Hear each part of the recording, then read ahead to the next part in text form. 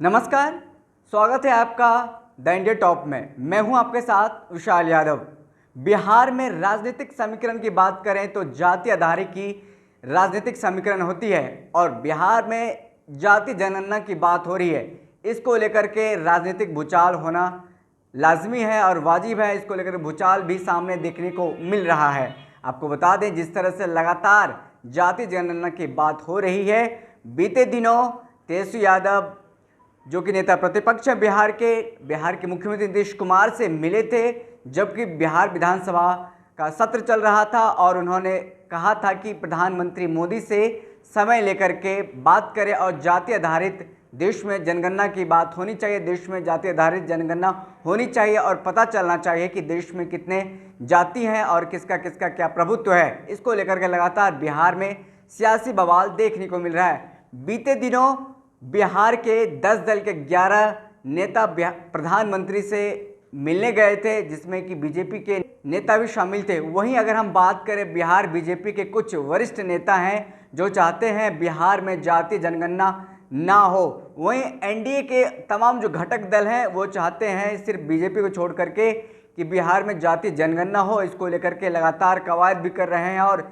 इसके साथ में विपक्षी पार्टी नेता प्रतिपक्ष जो तेजस्वी यादव लगातार नीतीश कुमार से बात कर रहे हैं और प्रधानमंत्री से गुहार लगा रहे हैं कि बिहार में जाति जनगणना कराई जाए। वहीं हिंदुस्तानी अवाम मोर्चा के राष्ट्रीय अध्यक्ष जीतन राम मांझी वो भी चाहते हैं कि बिहार में जाति जनगणना होनी चाहिए और पता चलना चाहिए कि एससी और एसटी ओबीसी जितने भी लोग हैं सबका कितना कितना परसेंटेज है बिहार में, जाति का समीकरण पता चलना चाहिए। क्योंकि बिहार में जाति के आधार पर ही समीकरण होता है और इसी के आधार पर वोट बैंक पता चलता है कि किस नेता का वोट बैंक है। और हम आपको ट्वीट बताने जा रहे हैं हिंदुस्तानी अवाम मोर्चा के राष्ट्रीय अध्यक्ष का। उन्होंने क्या कुछ ट्वीट किया है समर्थन में, उन्होंने क्या कुछ लिखा है अपने ट्वीट में, आपको हम पढ़ के बताने जा रहे हैं। आपको ट्वीट आपको स्क्रीन पर दिख रहा होगा, जिसमें लिखा हुआ है, जो आज जातिगत जनगणना का विरोध कर रहे हैं वह असल मायने में संविधान और बाबा अम्बेडकर के विरोधी हैं। संविधान में सामाजिक और आर्थिक तौर पर पिछड़ों के लिए आरक्षण का प्रावधान है, ना कि आर्थिक तौर पर पिछड़ों के लिए।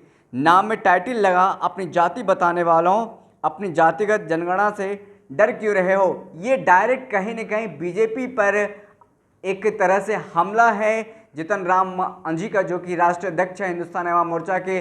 लगातार, क्योंकि आपको बता दें कि बीजेपी के यही कुछ लोग हैं जो वरिष्ठ नेता हैं, वो चाहते हैं कि बिहार में जाति जनगणना नहीं होनी चाहिए। बीते दिनों हमने आपको बताया था और लगातार जो खबरों में चल रही है कि सुशील कुमार मोदी नहीं चाहते हैं कि बिहार में जाति जनगणना हो और बिहार के बीजेपी के जो तमाम नेता हैं कहीं ना कहीं गाहे बगाहे ये भी कहते रहे हैं कि बिहार में जाति जनगणना नहीं होनी चाहिए। और एक और बात कहना है उनका कि बिहार में जनसंख्या नियंत्रण लागू होनी चाहिए। लेकिन नीतीश कुमार ये कह चुके हैं कि बिहार में जनसंख्या नियंत्रण लागू नहीं होगा, महिलाओं को शिक्षित किया जाएगा और लोगों को शिक्षित किया जाएगा, कानून के द्वारा जनसंख्या नियंत्रण नहीं किया जाता है। तो जाति जनगणना को लेकर के लगातार सत्ता पक्ष और विपक्ष आमने सामने थी। वहीं अब सत्ता पक्ष मान गई है इसको लेकर के कि जाति जनगणना होनी चाहिए। लेकिन बिहार के बीजेपी के नेता, खास करके वरिष्ठ नेता की बात करें और केंद्रीय मंत्रिमंडल की बात करें, अब इनका क्या रुख होता है देखने वाली बात होती है। हालांकि प्रधानमंत्री ने ये कहा है कि आपकी बात सुना है हमने और इस पे हम विचार करेंगे। बीते दिनों दिल्ली में जाकर के प्रधानमंत्री मोदी से बिहार के 10 दल के 11 नेता मिले थे।